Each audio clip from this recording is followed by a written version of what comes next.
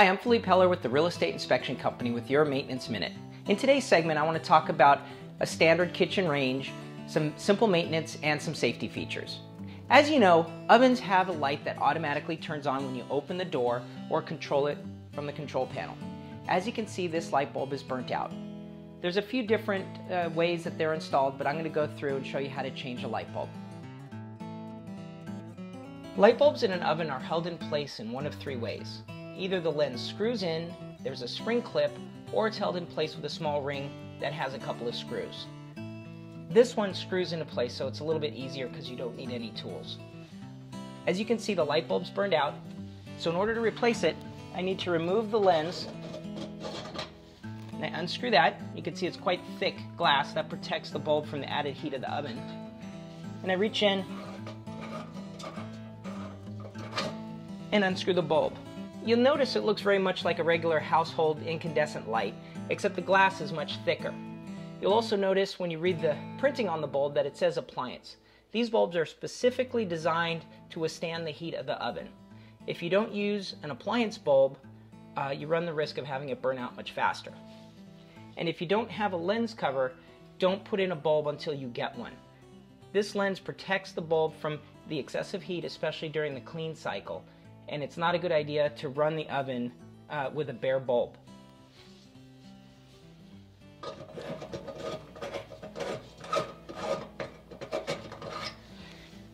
It goes in.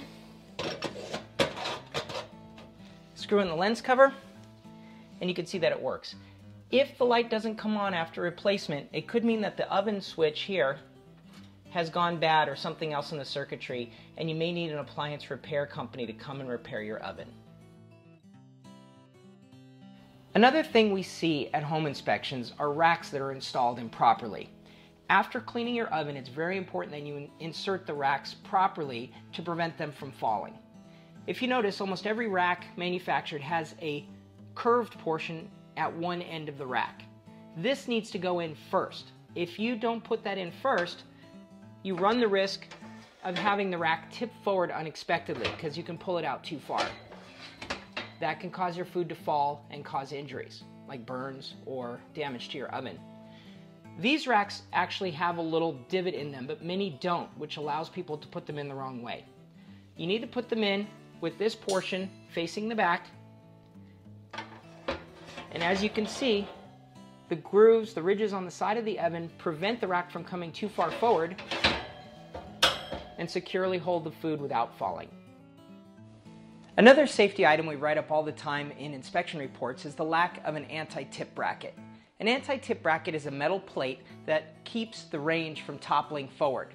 The idea is that if weight is put on the open door, such as a child standing on the door to access something on the counter like a cookie jar, or even pulling something out of the oven that may be too hot or start to slip and you set it on the door, the range could tip forward, cause something on the stovetop to spill and scald you, or worse yet, the whole range could topple over.